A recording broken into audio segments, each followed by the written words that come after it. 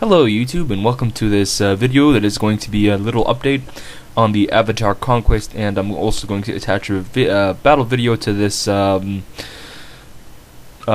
compilation thing. Anyway, I just thought I'd give you guys a little bit of an update. Not much. I haven't really captured any new territories, so I'm not really trying for any personal gain. All my matches have been previously in the east. I've been trying to get some territories there, but I logged on today to my surprise. We're down to 8 territories. The Borsuka clan are again dominating the whole map, and we're pretty much just fighting for survival at this point. There are only 3 days and 17 hours left, and you can see that the places that we've got a foothold, well, we've got a pretty good foothold. 700 points and the such, and elsewhere the Borsuka have like pretty much complete control. Yesterday here we were like 40 points apart, and you can see that they have pretty much upped that. They're trying to increase the gaps between the point differences. I was trying to capture this one earlier today. I did win one battle, but they just recaptured it with like 3 fights probably and took back their points. But it seems that they're a very active clan. They do play a lot in comparison to us. But yeah, I just thought I'd let you know about that. Okay, so here we are at the battle. Today again it's the foothills, and we're playing against Guitun, whatever. And yeah, I do apologize about the foothills, but this was a very good battle. I think I really enjoyed playing this one because for a change, I brought a historical army this time. After I've been reading up some history on the period, I read up a bunch of stuff, and I'll show you my army. But first, let's take a look at my opponent's army. You can see from the get-go, he's got one hidden unit of Yari Cav there that he failed to hide properly. At his front ranks, well, he's got a bunch of Bo Eshigaru units, and he's got some really awesome colors. I like my opponent's colors in this battle. You can see they're all non-veterans, and he's got a bunch of those. He has 6 of them actually, so that's a very heavy skirmishing contingent. His main line is composed of a Yari Samurai. He's got one of those. They're like protecting his rear. Here they are, in silver armor. And then at the front, he's got some Yari Eshigaru. There are 4 of them. Sorry, 2 of them, and then 3 of them, and here's a Naginata Samurai on his left, and then I think there's one more Naginata Samurai. No, there wasn't. I was mistaken. He's got 2 more Katana Samurai here. So his army's quite balanced.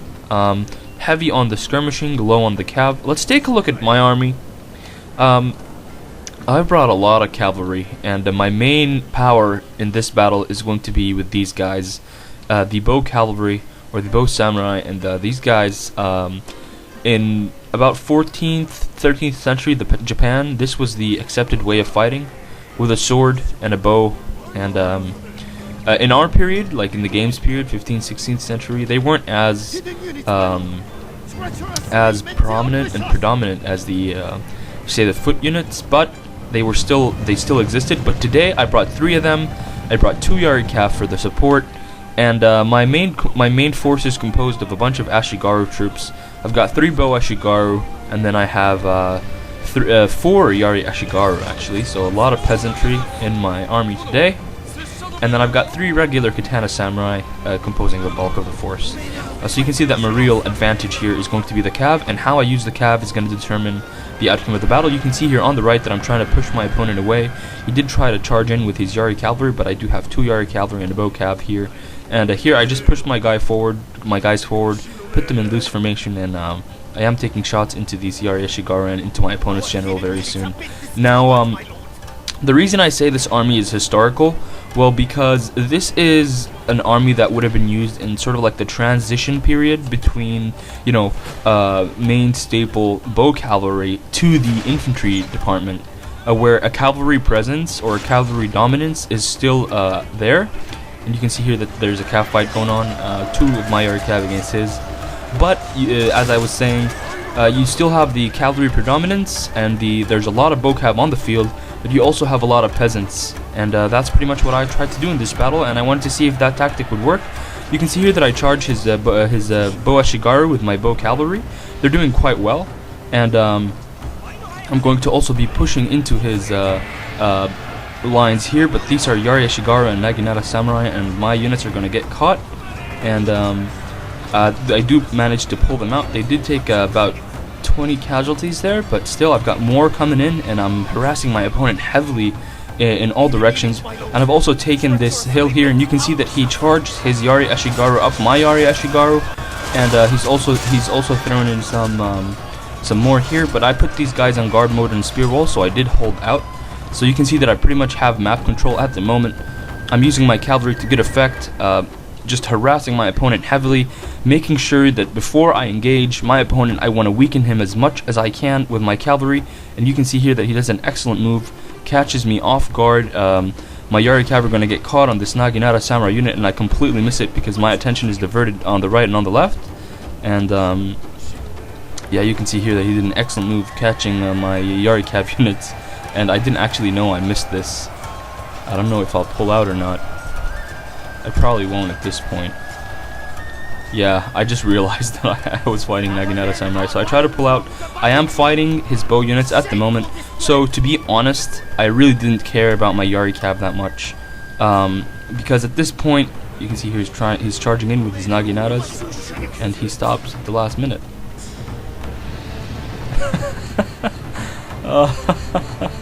Oh, this is weird.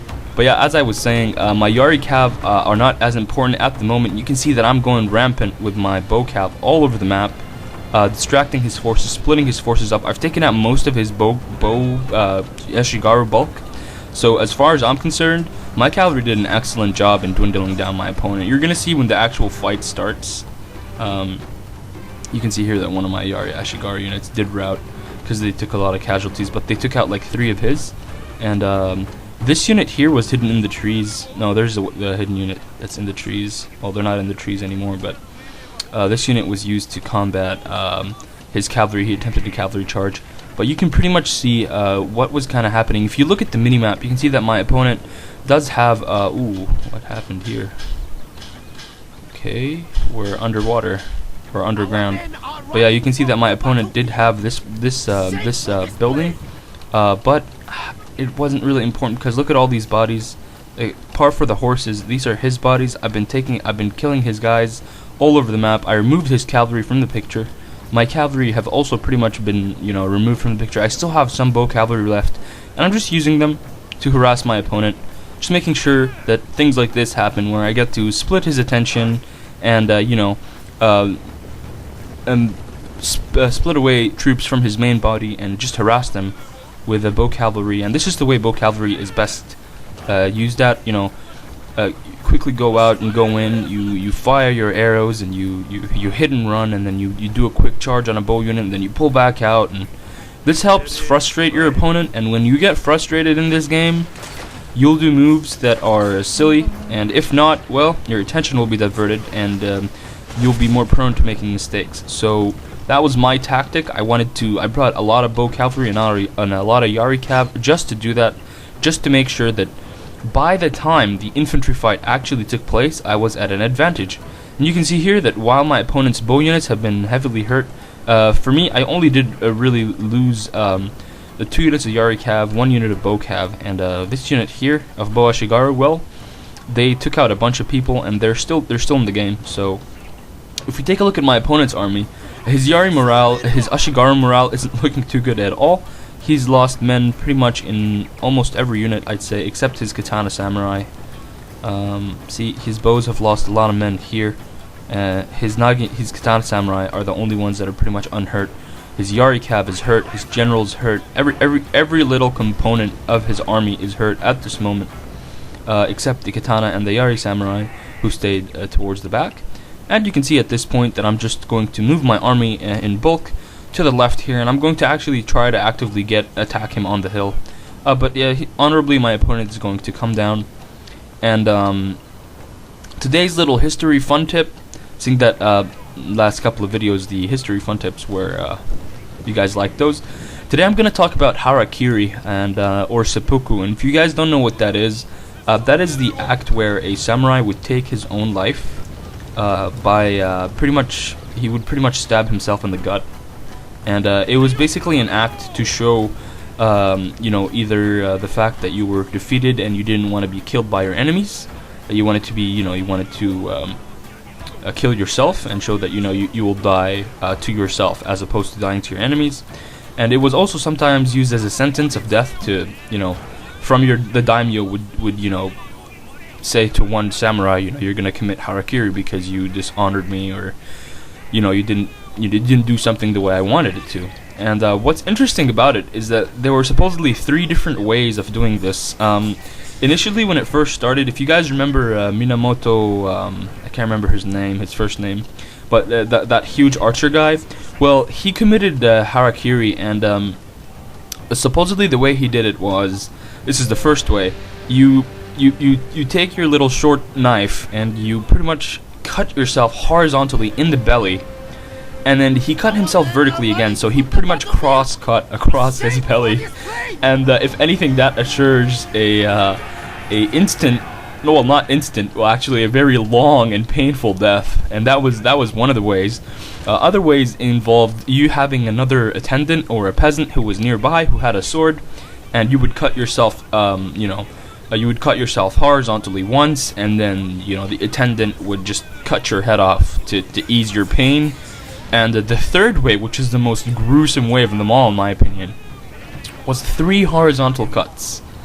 And imagine by the time you're doing that third cut across your belly, I mean, you're sticking it in and you're cutting some 15-inch deep cut, across your belly, and it's just a gruesome way to go. And it showed bravery that, the whole ideology behind it was, I'm not a coward, and I can take my own life if I commit to my mistake, and that was an honorable death. You can see here that my opponent is just attacking my Yari Ashigaru, and this is a mistake. Should be focusing on either my bows or my katanas, because these are meat shields at this time. And you can see that I pretty much threw away my bow cavalry while I was talking to you guys. But what I did with them, basically, I just killed off some more bow Ashigaru, wasted some more ammunition, and just made this a whole game of attrition. And now you can see that my infantry force is going to outnumber and outpower his. And I'm going to do something cool here. I'm moving my Katana Samurai to the right, I'm moving my bows to the left, and I'm pulling my Yari Ashigaru back, and I'm actually going to use them as a pinning and holding force, as I often do. And they're going to go into spear wall here in a minute. And there they go, into spear wall, and they're going to be on guard mode. And you can see here that I'm just using my general presence to inspire them, and you can see that they're going to hold well. I'm trying to move my bows here on the top of this hill to get some nice shots at the back. I will inspire this unit because they are being overwhelmed by 2, and you can see here that my opponent uses his Yari cavalry, but it's not going to be a problem. My general's taking shots from his bows. I will notice this and move him away, and I'll just let you guys see now. Pretty much it's going to be straightforward, just me shooting into the backs of his guys over here, and me swinging around the right flank here. You can see that I won the cavalry fight. I'm sending another unit of Yari Ashigaru here, and I'm just swinging my general over to the right. I do activate Inspire to make sure these guys' morale stays up. And yeah, I'm just going to clamp in. And if you're wondering why the harakiri or the seppuku was, in the belly as opposed to, cutting your heart or something, and it's because in Japanese, supposedly, when, in English, when you say someone has a big heart or a black heart, in Japanese, the term is a belly, not a big belly, not a big heart or a black heart. You'd say he has a warm belly, and it's just a language thing, so I thought that was kind of interesting. But anyway, you can see that my opponent's infantry forces pretty much collapsed. He did try to launch a charge here with his Yari cavalry, but I'm going to countercharge with my bow Ashigaru, because that's how they roll. That's how they be rolling. These Ashigaru units, they're gonna take out this Yari cav unit. Look at this guy fighting bravely, but all these guys right here, they're gonna have to commit, the guys who survived, they're gonna run from the battle, and then they're gonna commit seppuku, but there's only one who survived, so... Nope, 2. Oh, only 1. Yeah, so only that one guy. And you can pretty much see here that I'm just chasing away the rest of his units. My general is here taking shots. He did take some good casualties in this battle, mainly due to arrow fire. And you can see, I don't know if you've noticed that I got some new colors. I added a little bit of brown into the armor. I thought it would be a cool addition. But yeah, I hope you guys enjoyed this one. I thought it was cool that I used, historic army. It wasn't pretty much the most balanced army, but I think I used it effectively. Hope you guys enjoyed that one. Remember to comment, thumbs up, and subscribe. And as always, thanks for watching, and I will see you next time.